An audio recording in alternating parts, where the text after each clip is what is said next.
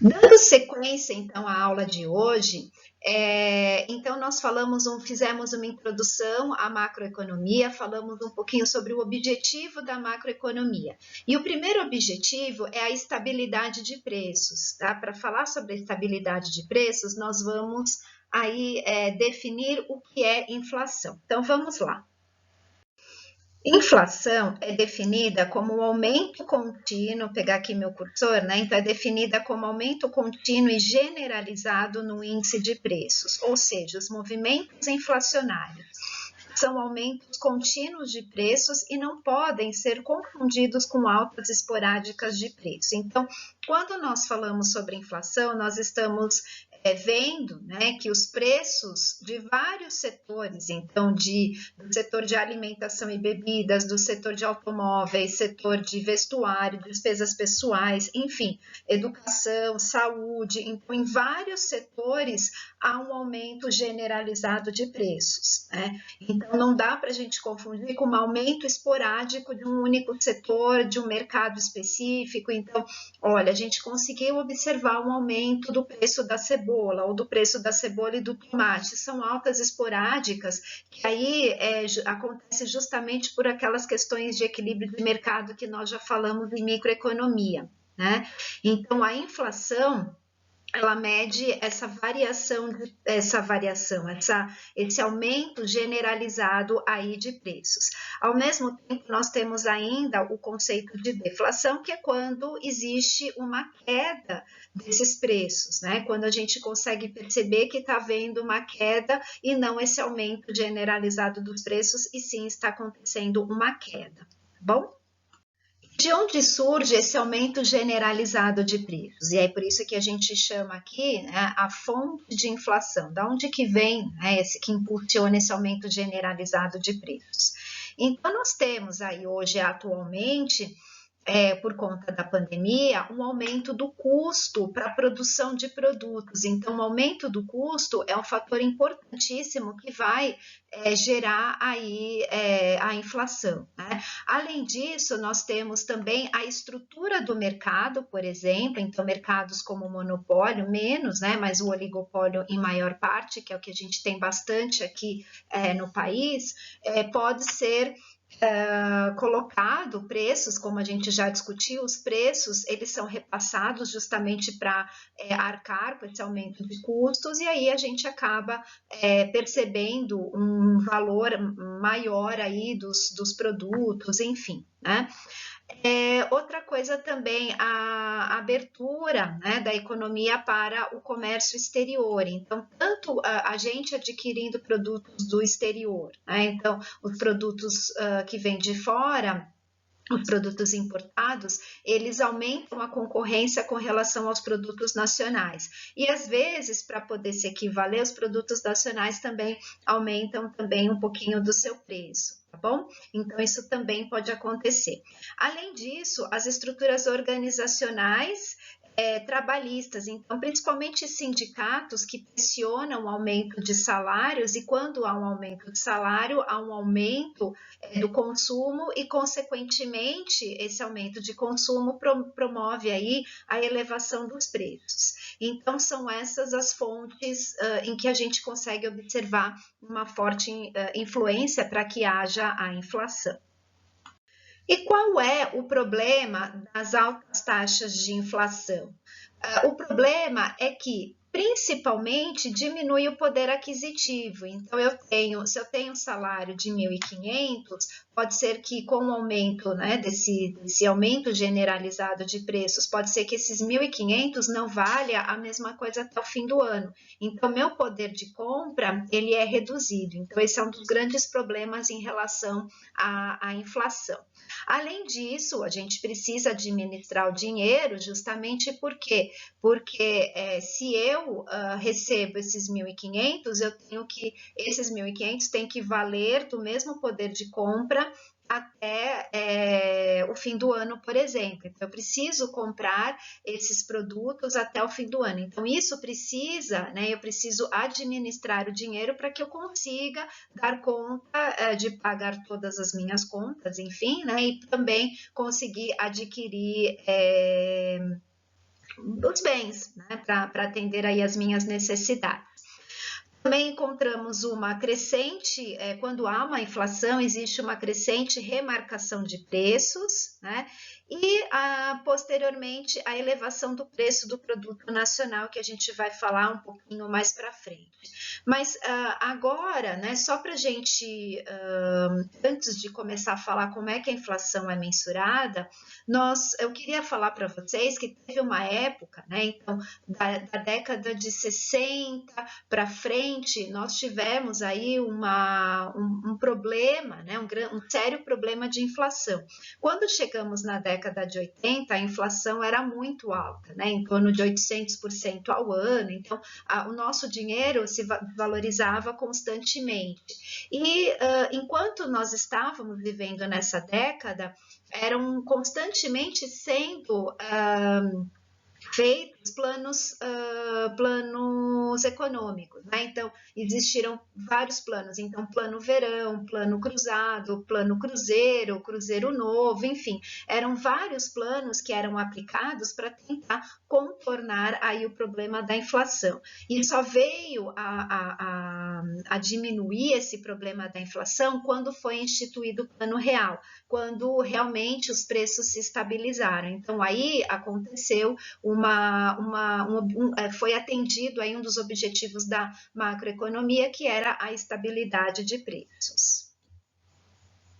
E como a inflação é calculada? Ela é calculada por índices. Então, eu tenho aqui, eu estou mostrando aqui para vocês alguns índices, né, que são calculados aí por grandes instituições. Então, por exemplo, IBGE, que é nacional, FGV, que é a Faculdade Getúlio Vargas, a FIPE, que é uma instituição da Faculdade de Economia, lá da USP, e o DIESE, né, que são organizações aí conhecidas, né, no Brasil inteiro, enfim, e que tem um peso muito grande dentro dessa área econômica.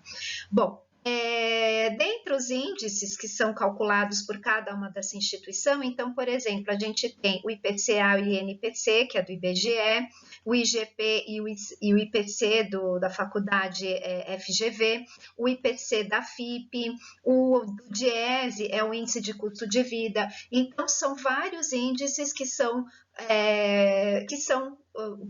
calculados para a gente conhecer um pouquinho se está havendo a inflação ou não. Existem índices que são mais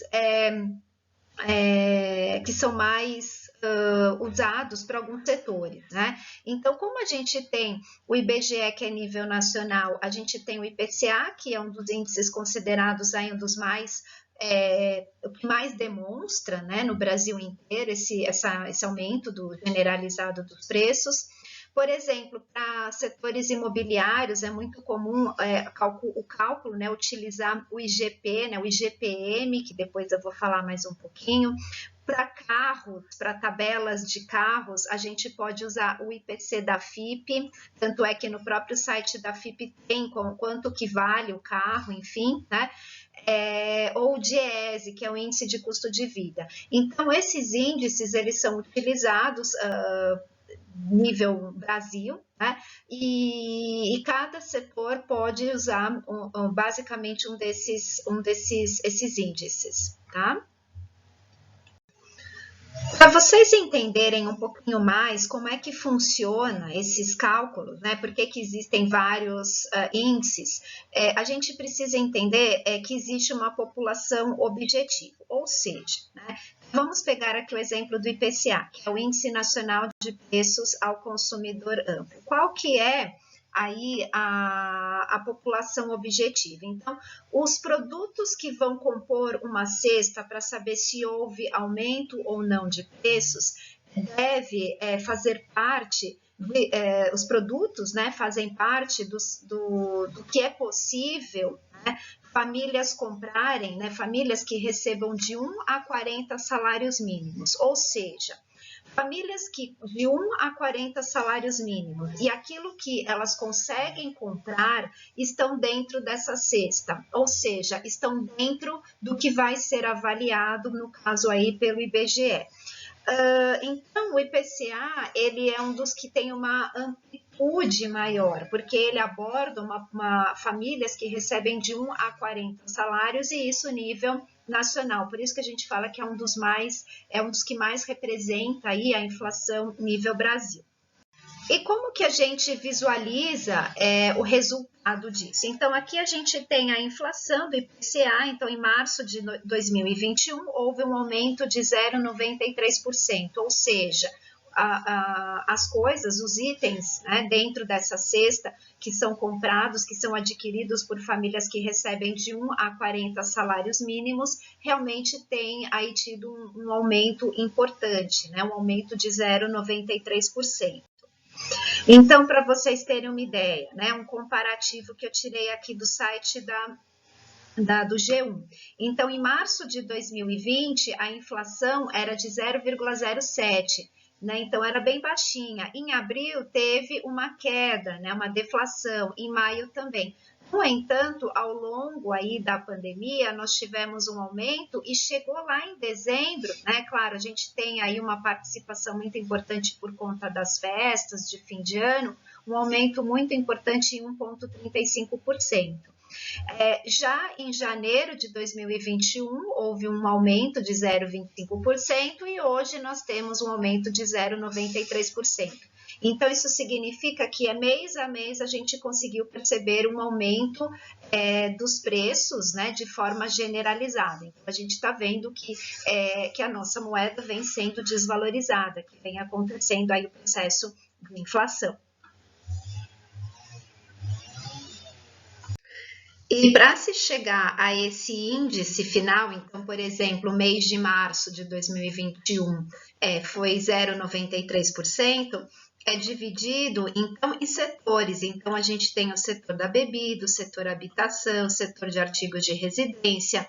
Então, no setor de alimentação, aumentou os produtos, né, os preços dos produtos de alimentos, aí aumentou 0,13%. Em termos de habitação, 0,81%. Né? Saúde e cuidados pessoais, houve uma queda de 0,02%. Então, fazendo a somatória, aí se chega ao valor final, que é de 0,93%, que é o valor do nosso IPCA do mês de março. E para diferenciar, então, eu vou falar um pouquinho sobre o INPC. Então, nós falamos sobre o IPCA, a gente tem aqui o INPC. Não sei se vocês se lembram, mas para a gente montar para calcular os índices, leva em consideração a família base, né? Então, do INPC também é dividido em grupos, né? Então, também por grupos, tá? Então, por setores que a gente acaba também avaliando.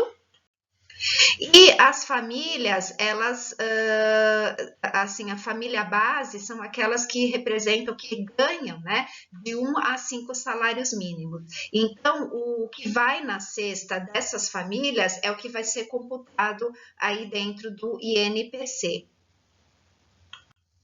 Aqui a gente tem o valor INPC, ele também é do IBGE, então ele ficou também na faixa de alta, né, 0,86%. Aqui a gente tem então, a evolução, então em março 0,86%, em fevereiro 0,82%, em janeiro 0,27%, olha o mês de dezembro, né, que a gente viu o IPCA também estava alto e o INPC também acaba visualizando aí que teve também valores mais altos. Bom, e assim por diante.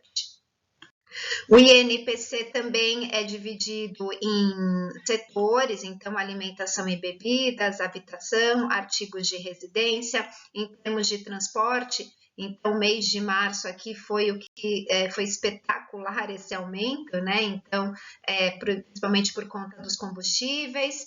Enfim, então, é dessa forma que a gente avalia o INPC. E aí, gente, só para comentar, vocês têm dentro da aula, né, nos slides, vocês têm aí os valores atuais do IPC, da GV, né, mas o que eu quero só mostrar aqui para vocês é que o que vai diferenciar é a família base. Então, os itens que compõem para fazer o cálculo do IPC são de itens comprados, que conseguem ser comprados por famílias que ganham de 1 a 33 salários mínimos. Quando se fala do IPC da FIP, que é da Faculdade de Economia da USP, as famílias têm um rendimento de 1 a 20 salários mínimos. E o ICV, né, do município de São Paulo, ele corresponde a famílias que recebem de 1 a 30 salários mínimos, né? Então, de itens que fazem parte da cesta de famílias que recebem de 1 a 30 salários mínimos. Então, o que vocês viram aqui é o que era inflação, como se calcula a inflação, mostrei aqui para vocês alguns índices de preços, né?